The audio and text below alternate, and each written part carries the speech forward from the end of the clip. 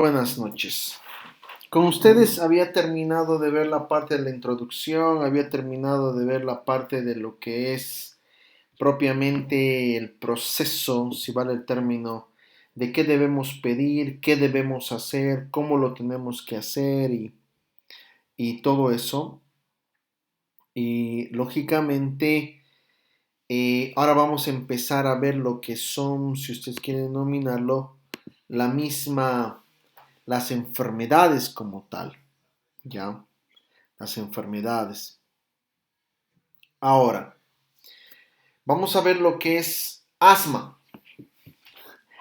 ¿Por qué vamos a ver asma? Porque el asma es una de las enfermedades más prevalentes, más comunes y más habituales que ustedes van a tener en la parte de médicos generales, clínicos o como quieran, en el ámbito que ustedes se desarrollen o se desenvuelvan. El asma, en líneas generales, es una enfermedad tan bien estudiada que cada año salen guías, normas, estadísticas, formas de tratamiento que orientan y que digan cómo o para qué se va a dar el tratamiento y cuáles son sus justificaciones de uso de manera habitual o de manera prolongada. ¿Ya? Entonces, por eso vamos a iniciar con la parte de asma. Primero, el asma en líneas generales, tiene una alta prevalencia. Básicamente, del 100% de las enfermedades a nivel respiratoria, más o menos un 80% es una crisis, es una enfermedad asmática mal diagnosticada, donde haciendo las estadísticas se ve que el asma es una enfermedad tan importante e incluso maltratada que muchas personas no saben que tiene asma, pero que a la larga va dañando la parte alveolar, la parte propiamente oxigenativa, que conlleva mayor daño. En líneas generales se ha visto que existe alrededor de 300 millones de personas que tienen asma a nivel mundial. O sea, el número va aumentando paulatinamente de manera muy escalonada de acuerdo a los requerimientos o funciones que tiene cada país.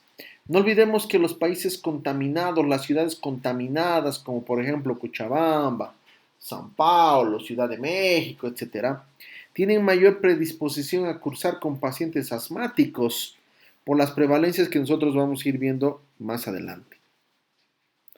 El asma conlleva a 250,000 muertes al año de personas, que lógicamente de estas 250,000 muertes, un porcentaje no sabía que tenía asma y llega al centro hospitalario con dificultad respiratoria, se le saca placa de tórax, etcétera, y nos dan imágenes sugestivas de un proceso de condensación, que el médico se encuentra en el dilema: será un problema cardíaco, será un problema neumónico y será un asma sobreasociado, o será un asma asociado a un problema cardíaco, un problema neumónico. O sea, a veces nos encontramos entre lo que es la espada y la pared. Y lógicamente eso nos conlleva a nosotros a tener, si vale el término, inclusive malas formas de tratamiento o malas formas de diagnóstico. Entre el 10 al 12% de los adultos padecen asma. Antiguamente se creía que el asma era habitual de niños por el factor propiamente fisiopatológico que vamos a ver de la reacción alérgica, porque esto está mediado por lo que son antígenos, anticuerpos, las inmunoglobulinas E, etc.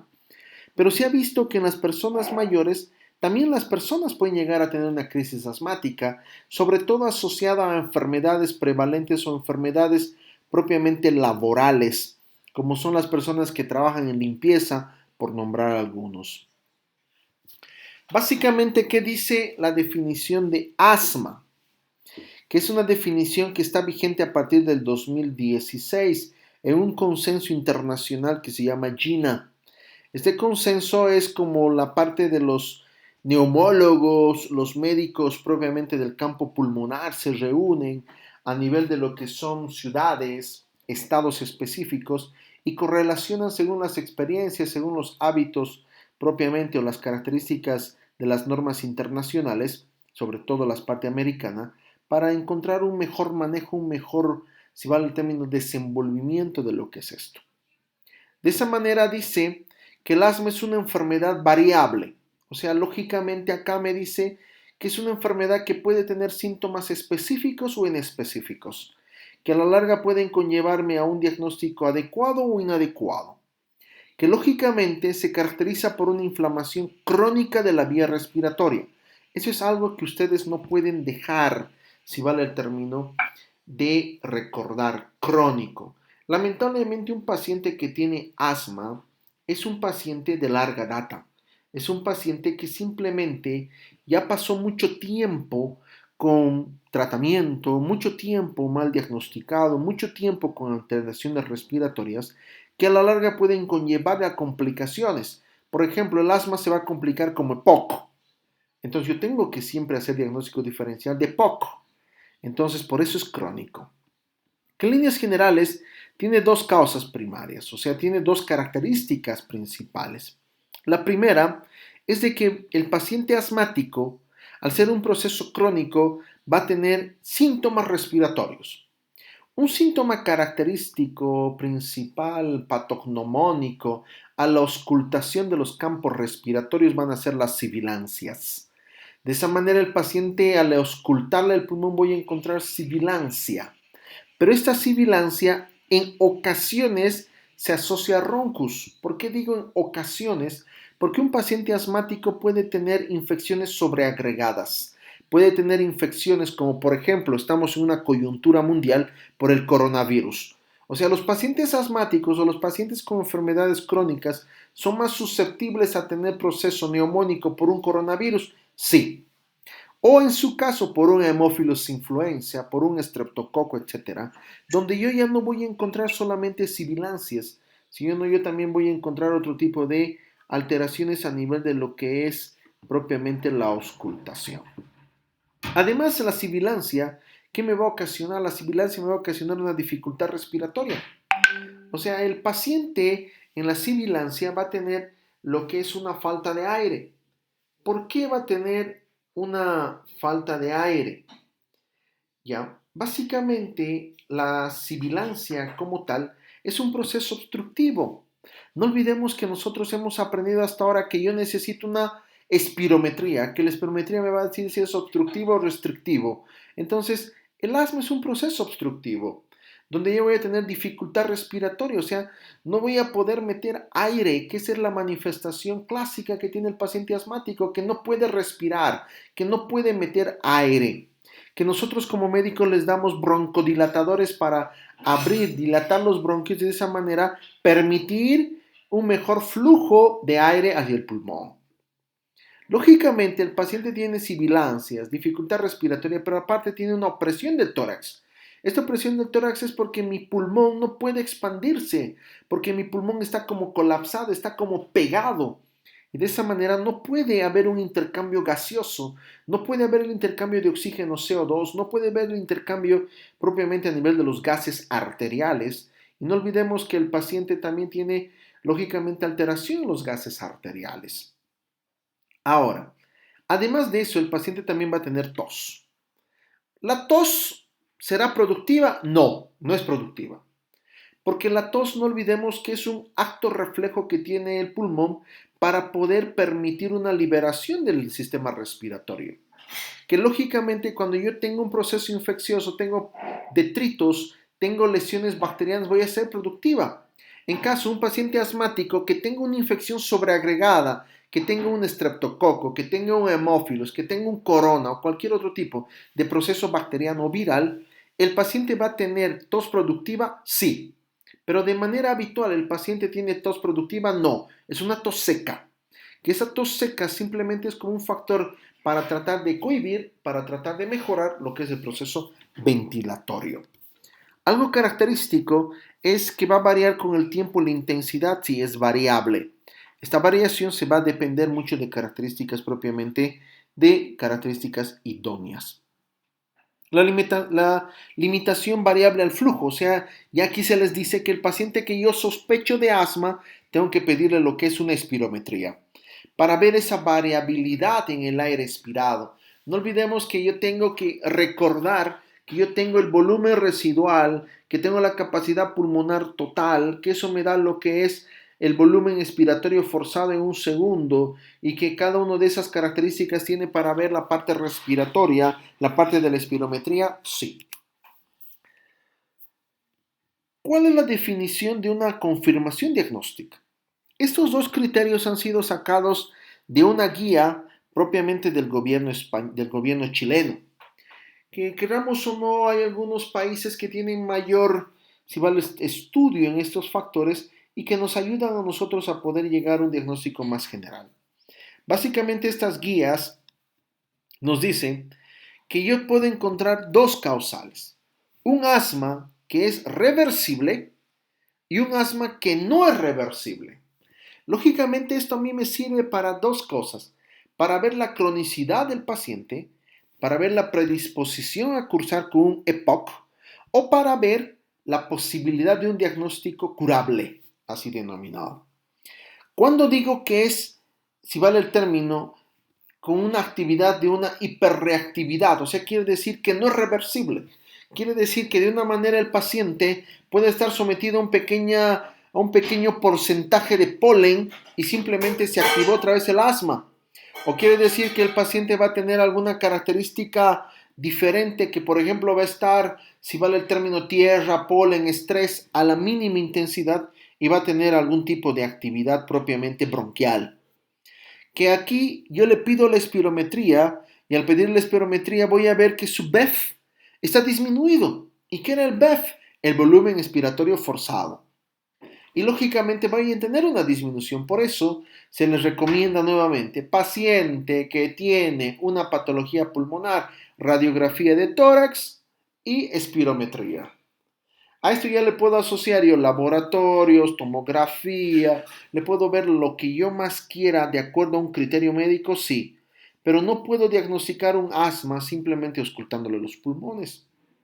Entonces, para eso yo le saco una espirometría, donde la espirometría voy a encontrar un BEF disminuido, donde más del 20% sobre el valor basal, ya, tras la realización de una prueba de broncoestimulación. Básicamente esa prueba de broncoestimulación es con broncodilatadores, ya, es con broncodilatadores. Lógicamente estos broncodilatadores pueden ser hasta la metacolina que vamos a ver más adelante, que es la prueba habitual. Pero no se usa mucho la metacolina actualmente en nuestro medio. ¿Por qué? Porque la metacolina, como ustedes saben, tiene efectos adversos. Y estos efectos adversos a veces no son reversibles. Entonces la mayoría de los colegas usamos como un factor de broncoprovocación a un broncodilatador como el salbutamol para tratar de mejorar y ver si el paciente tiene algún tipo de reacción frente a este estímulo previo. La parte de la reversibilidad, como ven ustedes, hay un aumento del BEF mayor del 12% tras un valor basal tras aplicar la prueba de estímulo propiamente con broncodilatadores. Entonces, si yo tengo un paciente que tiene un BEF, pónganle un BEF, que el BEF es de 10 y yo le pongo un broncoestimulador o uso un broncoprovocador y el BEF sube en un 12%, entonces su paciente tiene una característica reversible. Pero si básicamente existe una disminución del BEF a pesar del broncodilatador, entonces su paciente ya es un paciente con una hiperreactividad que a la larga lógicamente le va a provocar un mal pronóstico o una enfermedad muy sobremarcada. Epidemiológicamente, nosotros vemos acá lo siguiente. Se los he puesto dos mapas. Estos dos mapas, el mapa de la izquierda, me dice la proporción de la población enferma con asma. En cambio, el mapa de la derecha me dice las muertes con asma. Si nosotros vemos, los países en rojo tienen mayor prevalencia de pacientes asmáticos. Ya, en Bolivia no existen los datos porque lamentablemente no hay alguien que se dedique a la parte epidemiológica de las enfermedades respiratorias. Porque si nosotros vemos la parte de nuestros vademecums, solamente nos dicen, por ejemplo, los niños, nos dicen IRA con o sin problema respiratorio, en este caso una disnea, o IRA sin problemas respiratorios, es simplemente una infección gripal de vía aérea superior. Pero si nosotros vemos acá Brasil, por ejemplo, Brasil es una población donde más del 10.1% de su población está o tiene asma. Pero si nosotros vemos también lo relacionado a esto, básicamente, nosotros vamos a ver que la muerte, los pacientes que mueren, lo mismo en el Brasil, está del 0,5 al 0%, o sea, su prevalencia es baja. ¿Por qué? Porque en el Brasil han encontrado formas técnicas de poder identificar a los pacientes asmáticos, como es una espirometría, como es las pruebas propiamente radiográficas, e incluso algunas pruebas de estimulación, que desde ese punto de vista mejora, va mejor y incluso controla su sistema, controla su sistema. La patología. Este es el mejor gráfico que he podido encontrar para poder explicarles un poco la patología. En este gráfico nosotros vamos a encontrar en la parte izquierda un bronquio normal. Ya vamos a encontrar un bronquio normal. Y en la parte derecha encuentro un bronquio con asma. Ustedes vean la diferencia. La diferencia, uno, hay una hipertrofia. O sea, la parte de los cilios, la parte si vale el término, los cilios bronquiales se han hipertrofiado. De esa manera tienen mayor presencia de secreción, disminuyendo la luz. Pero lógicamente, la parte propiamente circunscrita al bronquio también ha tenido un factor de adaptación. Ustedes vean la parte de la muscular del bronquio, que en la parte izquierda está muy fina y en la parte derecha está más gruesa. Entonces el bronquio está tratando de adaptarse a un proceso respiratorio, a un proceso inflamatorio. Trata de adaptarse. Donde, ¿qué es lo más relevante de la patología propiamente bronquial? Que yo voy a encontrar una mucosa infiltrada. ¿Por qué? Porque los cilios bronquiales generan moco. Pero esta mucosa, este moco, va a estar mediado por lo que son los eosinófilos. Por eso es que cuando yo encuentro un paciente asmático y le pido un laboratorio de sangre, voy a encontrar eosinofilia. Y no olvidemos que a nosotros nos han enseñado que los eosinófilos altos o es una alergia o es un proceso parasitario. Entonces, de esa manera, los eosinófilos altos dan a pensar en una alergia porque el asma se asocia a un proceso tipo alergénico. Que nosotros recordemos que el asma se relaciona a los factores de histocompatibilidad. Que tengo factores de histocompatibilidad grado 1, grado 2, grado 3 y grado 4. Que grado 1 voy a tener relación con los macrófagos, grado 2 macrófagos linfocitos eosinófilos. Entonces, de esa manera, grado 3 voy a tener otra presencia ya de los linfocitos T, linfocitos B, los helper. Y grado 4 simplemente ya me va a dar un factor tipo shock anafiláctico. Entonces, lógicamente la mucosa va a estar infiltrada con eosinófilos activos y linfocitos T. Linfocitos T. Estos linfocitos T, si ustedes quieren denominarlo, estos linfocitos T, va a tener una característica primaria, que es un proceso propiamente crónico. No olvidemos que los linfocitos T tienen relación con la inmunología, que la inmunología se relaciona con los linfocitos T, los linfocitos B, los natural killer, los helper, los macrófagos, etcétera, etcétera. Entonces, como es un proceso inflamatorio crónico, a la larga puede haber algún tipo de factor que me conlleve, como ven ahí, a la activación de mastocitos. ¿Y qué van a hacer estos mastocitos? Lógicamente me van a provocar un proceso inflamatorio crónico. Que el mastocito a la larga va a generar la parte de lo que son cuerpos destructivos, detritos, como quiera denominarlo. Va a haber un proceso de lo que van a ser la presencia de los fagosomas para hacer una lisis, etcétera, también. ¿Qué más tenemos aquí en la imagen? El engrosamiento de la membrana basal. Ustedes vean esa membrana basal engrosada, donde ya voy a tener la presencia de colágenos subepiteliales. Este colágeno, ¿qué está haciendo? El endurecimiento del bronquio. Está evitando la expansibilidad del bronquio. Está evitando que de una manera u otra el bronquio tenga algún tipo de adaptación. ¿Provocándome qué? La oclusión de las vías respiratorias. Esta oclusión se da por la presencia de un tapón mucoso, o sea, el paciente tiene moco, genera moco. Este moco no lo puede sacar, ¿por qué? Porque el colágeno ha hecho que el engrosamiento de la membrana, el alveolo no lo puede expulsar de buena manera. Y de esa manera yo opto por tener sibilancias y tengo distrés respiratorio o dificultad respiratoria. Pero además de eso, voy a tener vasodilatación y angiogénesis. Que la vasodilatación, ¿qué va a hacer? Va a permitir mayor cantidad de sangre. Pero no olvidemos que al permitir mayor cantidad de sangre, voy a permitir mayor llegada de eosinófilos, mayor llegada de linfocitos T, mayor llegada de mastocitos, mayor presencia de engrosamiento basal y por ende el paciente se complica. Y la angiogénesis, que va a ser por un factor de oclusión de la membrana basal, propiamente por el colágeno subepitelial, voy a tener un factor de neovascularización, que esta neovascularización me va a conllevar a mayor requerimiento de oxígeno en el pulmón.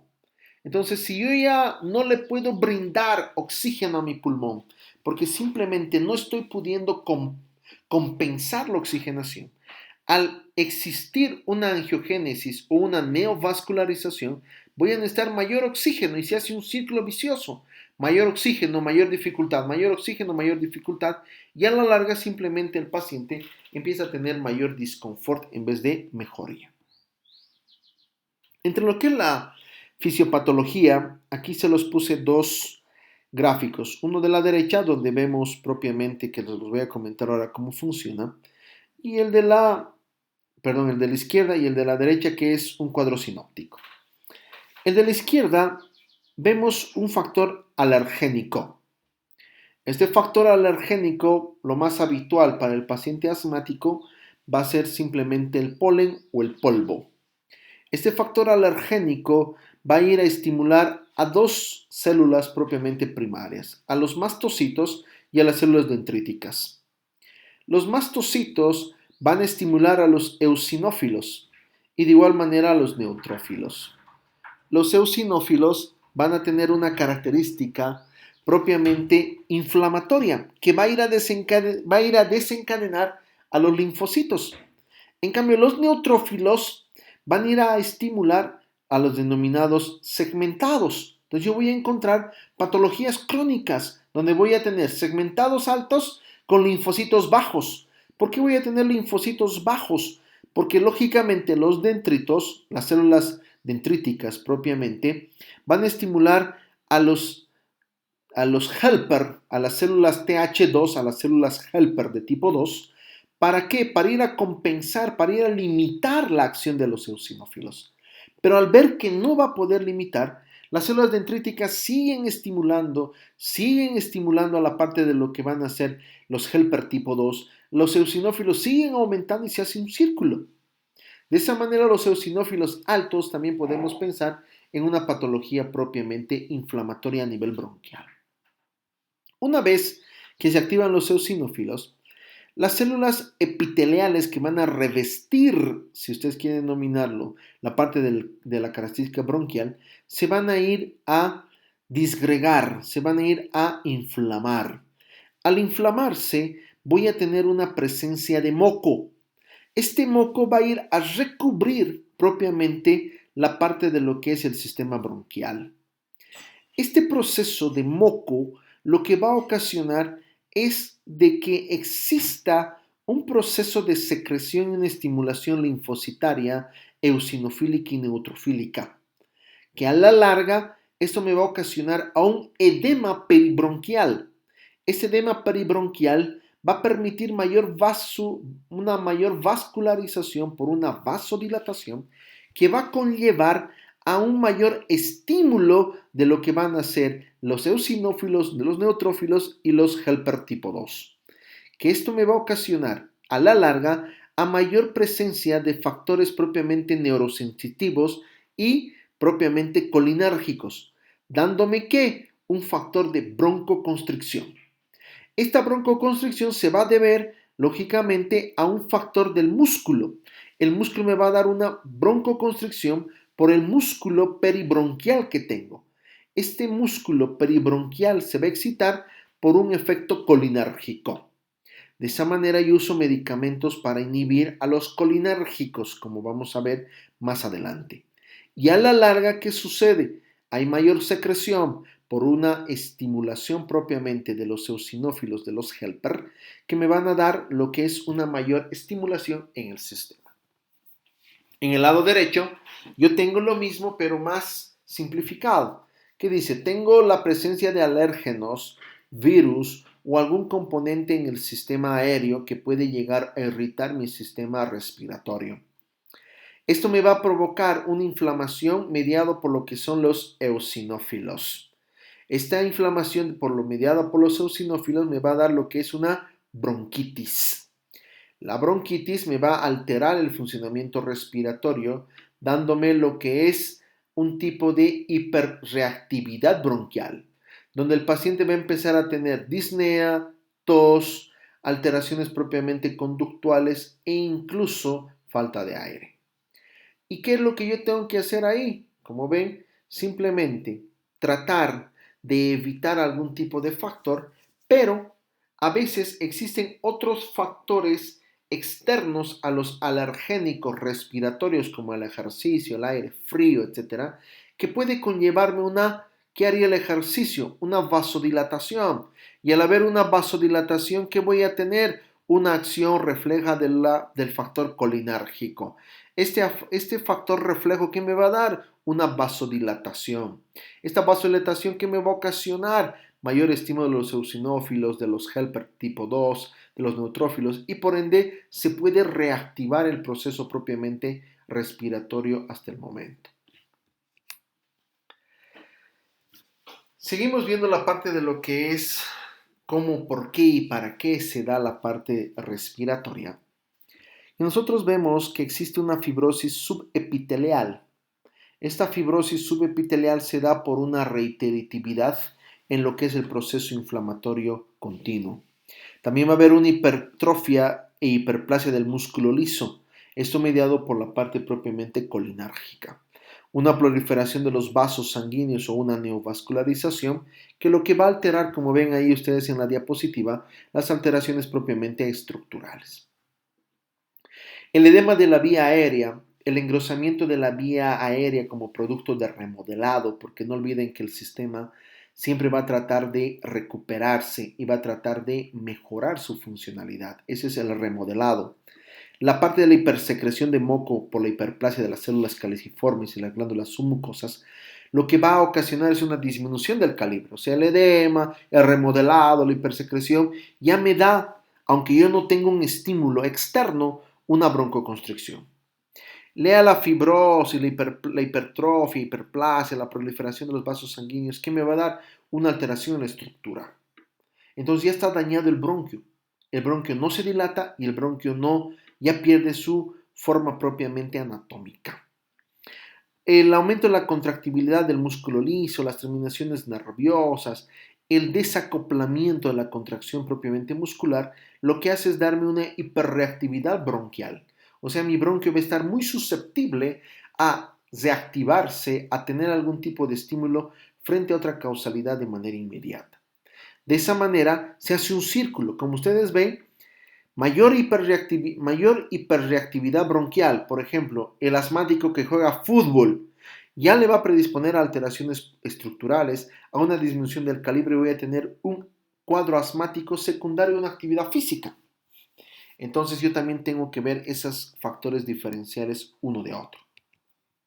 ¿Cuáles son los factores de riesgo que tiene el paciente propiamente cuando voy a suponer que tiene un cuadro asmático?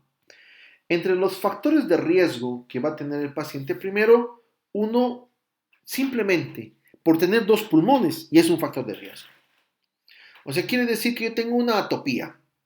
La atopía no hay nada escrito. Pueden ser personas que nunca han tenido ningún problema respiratorio de la noche a la mañana desencadenan, porque es un factor, como ustedes ven, propiamente reactivo a un factor donde voy a tener acciones de los helper tipo 2 o de los linfocitos helper tipo 2, de los eosinófilos, de los neutrófilos segmentados, o sea, simplemente no hay una causa específica.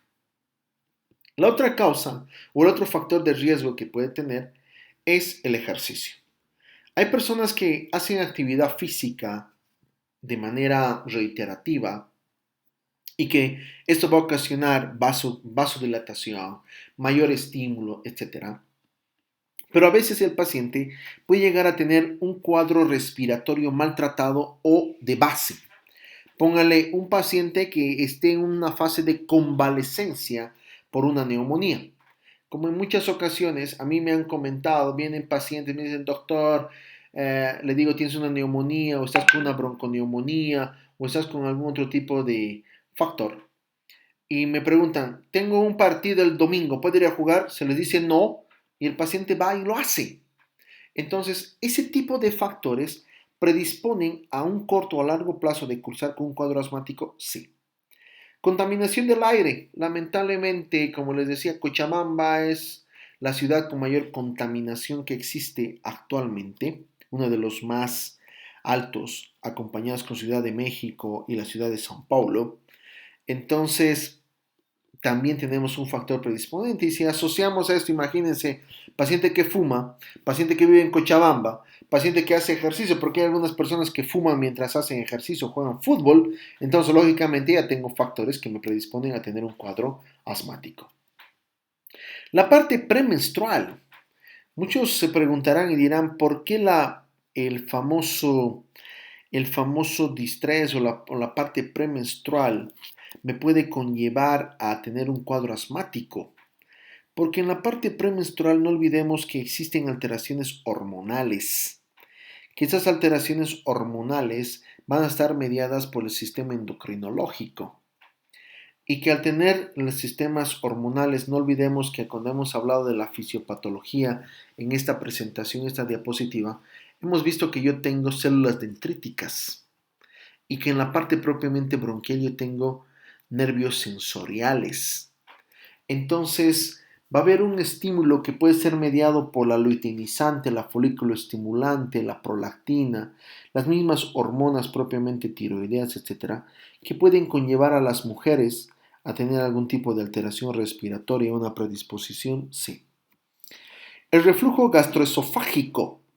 Las personas que tienen una enfermedad gástrica, también. ¿Por qué? Porque a veces el reflujo no va a ser manifiesto, si vale el término, de buena manera y puedo tener algún tipo de irritación a nivel de lo que es el sistema bronquial.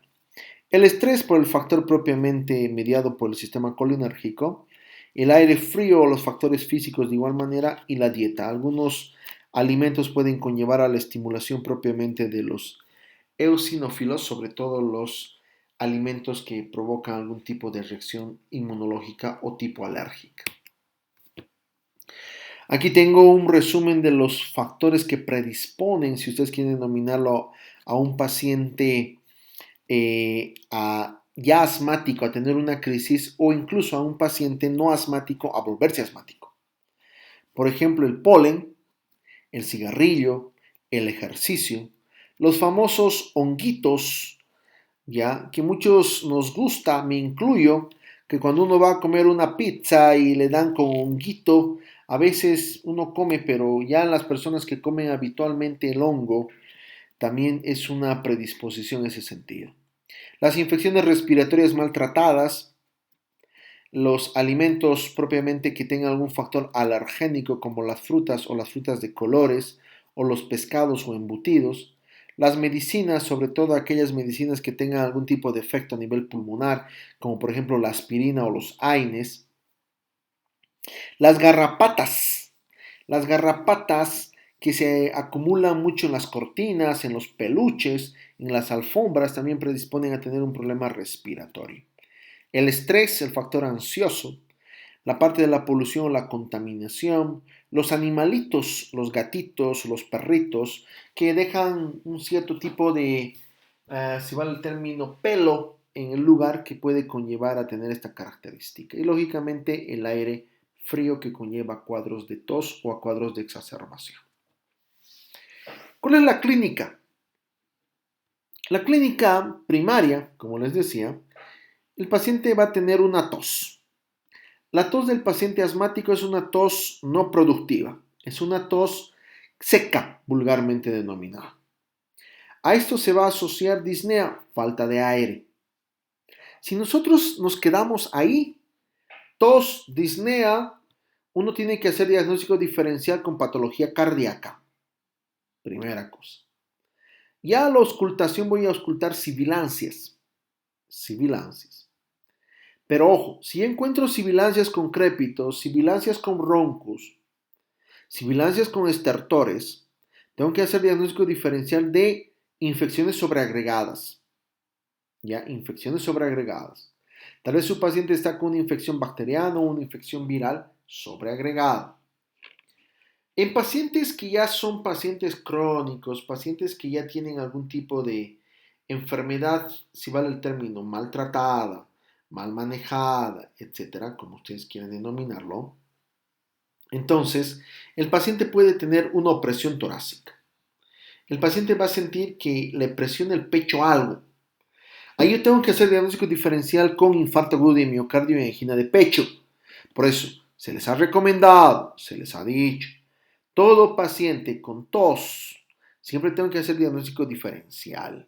Tengo que hacer diagnóstico diferencial con patología pulmonar, patología cardíaca, patología por enfermedad por reflujo gastroesofágico o patología gástrica en líneas generales. ¿Y cómo hago el diagnóstico? Lógicamente auscultando. Tengo que auscultar pulmones. La auscultación cara posterior, cara anterior, cara lateral y lógicamente ápices. Eso es básicamente, la parte clínica. Como dice, ¿los síntomas se producen de forma variable? Sí. Hay personas que tienen disnea crónica, como hemos visto en las clases. Yo tengo una disnea aguda, que es una crisis asmática. Pero tengo una disnea crónica, que es un paciente asmático crónico. O sea, yo tengo que ver esas dos causalidades. ¿Aparecen o empeoran en la noche o al despertar? Sí. Más una tos de noche se asocia a una enfermedad por reflujo. Entonces, hay personas que a veces tienen un proceso respiratorio sobreagregado, póngale una enfermedad viral, un resfrío por un rinovirus. Entonces, lógicamente voy a tener ese tipo de característica. ¿Son desencadenadas por el ejercicio, la risa, los alérgenos, etcétera? Sí. Hay personas que están riendo y tienen tos. Hay personas que están haciendo una actividad física y tienen tos, entonces tienen predisposición a tener problemas respiratorios. Aparecen o se agravan con infecciones virales, lógicamente. Por eso les digo, un paciente asmático tiene que tener cuidado de tener patología viral, patología bacteriana de base, sí. Porque es más complicado, porque no olviden que ya una patología respiratoria por virus o por bacteria me ocasiona a mí la presencia de secreción pulmonar. Y si yo esto asocio que tiene asma, voy a tener doble factor que me predispone a una secreción pulmonar. Y por ende, ¿qué va a suceder con el paciente? Simplemente el paciente a la larga va a tener problemas respiratorios. Y antecedentes familiares o personales de atopía. Atopía, algo que no sé qué me sucede, pero tengo. ¿Cuándo yo debo sospechar en un paciente con asma? ¿Cuándo yo debo sospechar que un paciente podría tener asma? Primero, lógicamente, si tengo algún familiar que dice que ha tenido o que tiene asma. Queramos o no, antes se pensaba que el asma no era hereditaria, sino que se adquiría, efectivamente. Pero nosotros heredamos los componentes propiamente de los antígenos anticuerpos. No olvidemos que desde el punto de vista inmunológico nosotros tenemos lo que es una inmunidad activa y una inmunidad pasiva. Entonces, de esa manera, nosotros podemos heredar el asma, pero no lo vamos a despertar hasta que no tengamos un causal. La mayoría de las veces, el asma se despierta cuando el paciente fuma. O en su caso, el asma se despierta cuando el paciente está enfermo y va y se automedica y tiene un mal tratamiento. Entonces, la primera son los antecedentes propiamente familiares. Segundo, enfermedades propiamente atípicas o atipías. ¿Qué quiere decir? Es ese clásico paciente que, por ejemplo, viene a mi consulta y me dice, doctor, dice que tengo alergia al sol. Opa, entonces si tienes alergia al sol debe ser vampiro, porque si tiene alergia al sol, pues no hay nada coherente. Les digo, particularmente he buscado literatura, propiamente dermatológica, donde puede existir una alergia al sol y hasta ahora no he encontrado. Sigo en la búsqueda, sigo en lo que es la parte propiamente de descartar ese tipo de enfermedad. Asma en la infancia. Los niños son más susceptibles de tener asma. ¿Por qué son más susceptibles? Porque un niño siempre está jugando con peluches, está jugando con animalitos, está expuesto en los jardines, entonces el niño tiene mayor predisposición a tener asma.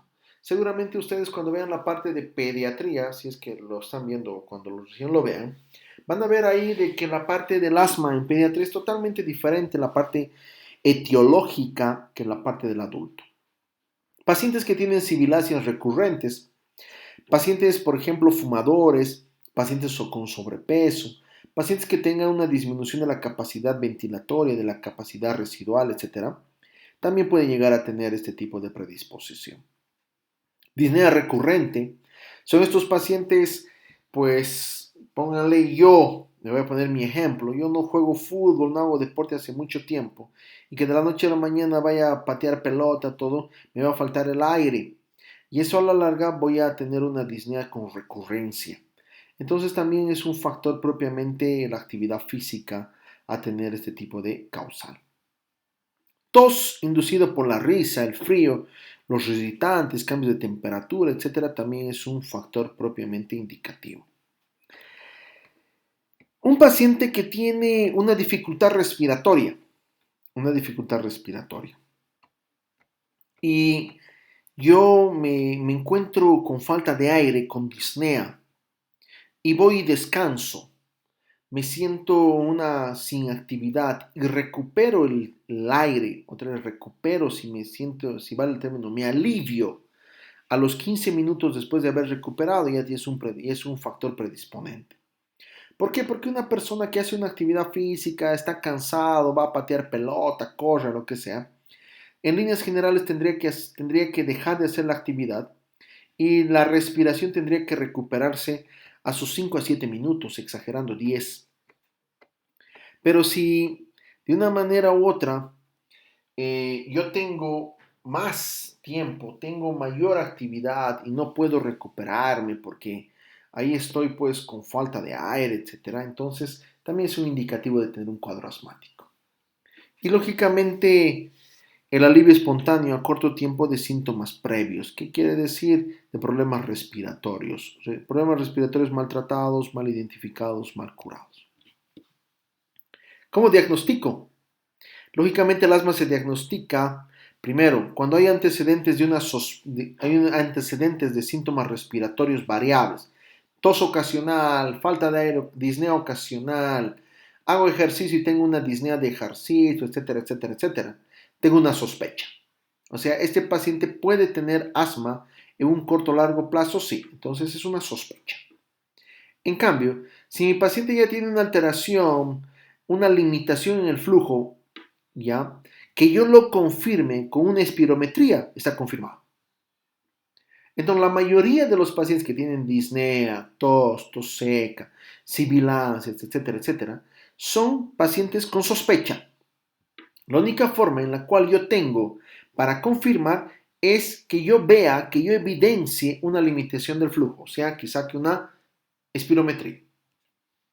Lógicamente, como siempre se los he dicho, y recuérdenlo, la espirometría es la prueba más útil, más adecuada para poder diagnosticar enfermedades respiratorias.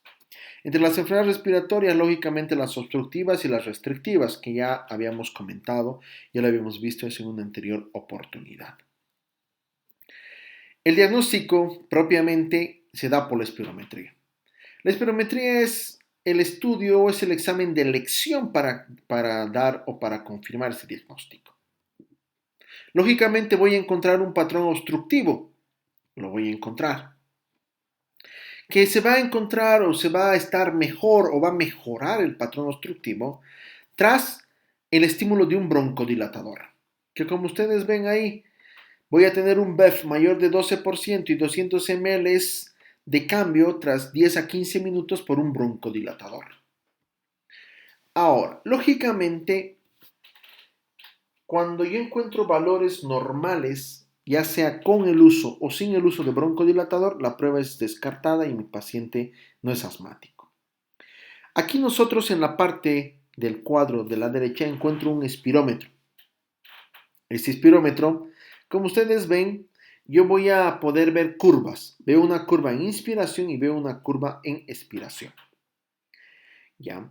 Lógicamente, cuando yo hago el estudio del espirómetro me hacen meter aire por la nariz, o sea, inspiro. Al inspirar, yo tengo que evitar botar aire por mis fosas nasales y, como ven en el gráfico de la izquierda, insuflar o meter el aire por la parte de lo que es mi boca. De esa manera yo hago la primera curva, la curva que está, si vale el término, puntillado. Al meter, al exhalar, exhalo todo hasta que llegue a un BEF normal. Y posteriormente voy disminuyendo, porque ya disminuye la presencia de oxígeno en mis pulmones, lo voy disminuyendo paulatinamente. Entonces la curva puntillada es una curva normal, pero cuando yo encuentro disminución en la curva, entonces lógicamente es un patrón obstructivo. Es un patrón obstructivo. Ahora, lo mismo sucede con la parte inversa, que es el factor, no olvidemos que la espirometría me ve lo que es la capacidad pulmonar total, el volumen residual y la capacidad total. Entonces de esa manera también voy a encontrar una disminución en la curva inferior. ¿Por qué? Porque está obstruyendo, está evitando la flema, el proceso bronquial que salga aire. Y de esa manera el aire siempre es más limitado. Pero yo tengo que hacer, como ven acá, el test de provocación con metacolina. El test de provocación con metacolina me sirve solamente para poder clasificar, para poder estadificar el asma en asma leve o en asma grave. En cambio, el test con broncodilatador me sirve para ver que si los broncodilatadores en este paciente le van a hacer efecto o no. Y de esa manera yo puedo escoger si el broncodilatador va a ser un broncodilatador de vida media corta o vida media prolongada. El test de provocación con metacolina es lo mismo. Lógicamente, se le administra metacolina al paciente.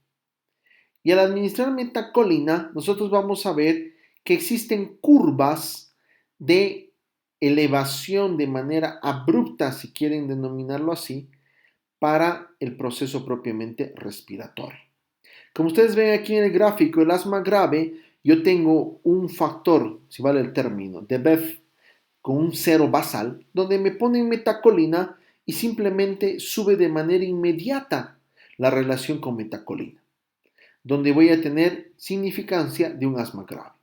Igual, un BEF1 porcentualmente, si vale el término de cero, donde yo tenga la misma administración de metacolina, pero voy a tener un factor metabólico más lento, entonces un asma leve. Pero ¿cómo puedo decir que mi paciente no es asmático tras la prueba de estimulación con metacolina? Porque simplemente voy a tener un BEF de 0, pero voy a subir a más o menos un BEF de 18 a 20. Y de esa manera voy a tener, si ustedes quieren denominarlo, el test de metacolina para poder identificar si el asma es grave o si el asma es leve.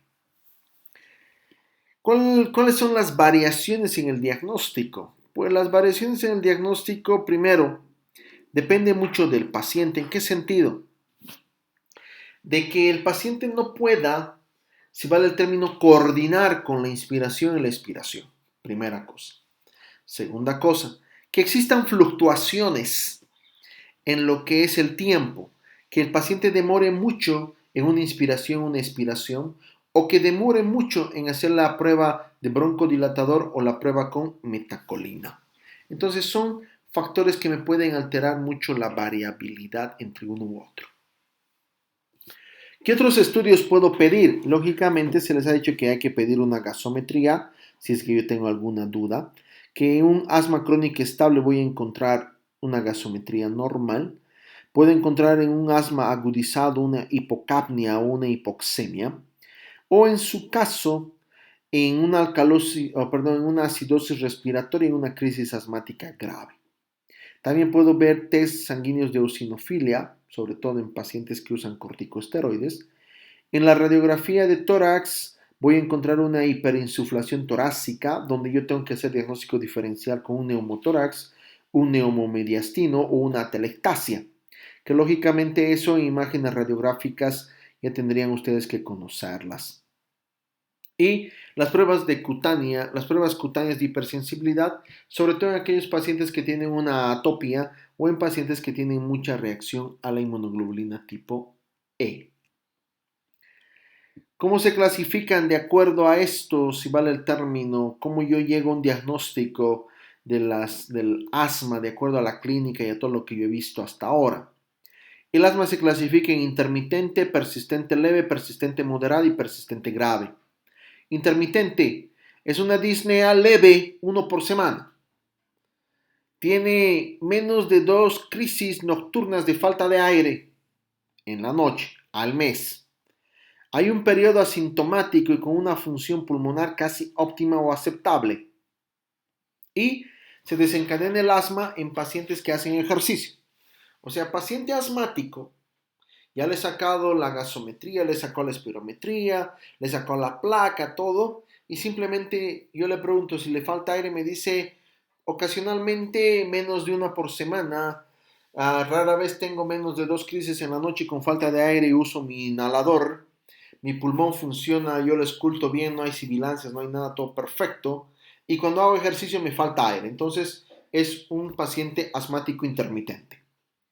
En cambio, un paciente persistente leve es cuando yo tengo más de una vez de disnea en menos de, o sea, más de una vez y menos de 7 por semana, ¿ya? La parte persistente leve. Tengo más de 2 crisis nocturnas al mes y tengo una limitación de actividad y sueño, o sea, al hacer actividad me canso, tengo una broncoconstricción, al dormir también empiezo a toser, tengo una broncoconstricción. Y lógicamente, aquí me sacan la gasometría donde yo tengo una basal de 60 al 80%, si vale el término del valor normal, o sea, no está al 100%. Esa es una persistente leve. En cambio, una persistente moderada, ya voy a tener una crisis nocturna a la semana, ya tengo una limitación en la actividad del sueño, ya no puedo dormir, ya no puedo hacer actividad física, y tengo una basal entre 60 y 80. O sea, ya tengo una 60-80. O sea, ya tengo una... ¿Cuál es la diferencia entre la persistente leve y la persistente moderada? Simplemente que en la persistente leve tenía 2 crisis nocturnas al mes, acá tengo una crisis nocturna a la semana. A la semana. En cambio, la persistente grave son síntomas continuos donde hay una exacerbación de la crisis nocturna frecuente, a grave. Hay un ingreso frecuente a los hospitales por falta de aire y hay una limitación en la actividad del sueño. Lógicamente la basal está a menos de 60, o sea, ya tengo un distrés respiratorio bien marcado, una alteración en la espirometría y a la larga eso me va a conllevar algún tipo de complicación.